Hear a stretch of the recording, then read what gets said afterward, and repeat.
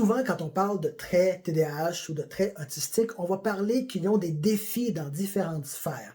Personnellement, je déteste le mot défi dans ce contexte-là, parce que ça sous-entend que c'est quelque chose à overcome, que c'est une difficulté à surmonter.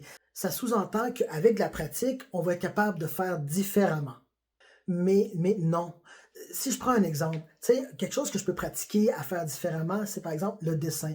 Je suis pas très bon, moi, en dessin, mais si je mets du temps, de l'énergie et de la débrouillardise et tout, je pourrais apprendre le dessin.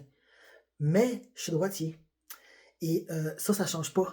Même si j'essaie, puis je pratique beaucoup, beaucoup avec ma main gauche, ça ne sera jamais naturel parce que je suis droitier. Donc, c'est la différence entre quelque chose qui peut se modifier, donc un défi, et un trait neurodivergent qui ne peut pas être modifié comme être gaucher ou droitier. Comme personne autiste, j'ai été difficile sur la bouffe longtemps, mais j'ai été capable de m'habituer à d'autres goûts, puis maintenant, je mange vraiment n'importe quoi. Pour moi, ça a été quelque chose que j'ai pu pratiquer, que j'ai pu changer. Mais il y a des personnes autistes qui ont des hypersensibilités aux textures, par exemple. Ça se change pas ou ça se change par lui-même. Tu peux pas forcer ça parce que c'est le cerveau qui interprète ça comme quelque chose de dangereux ou de repulsive.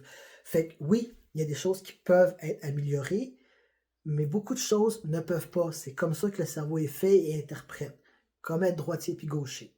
Donc, la plupart des traits TDAH et autistiques ne sont pas des défis, ce sont des différences.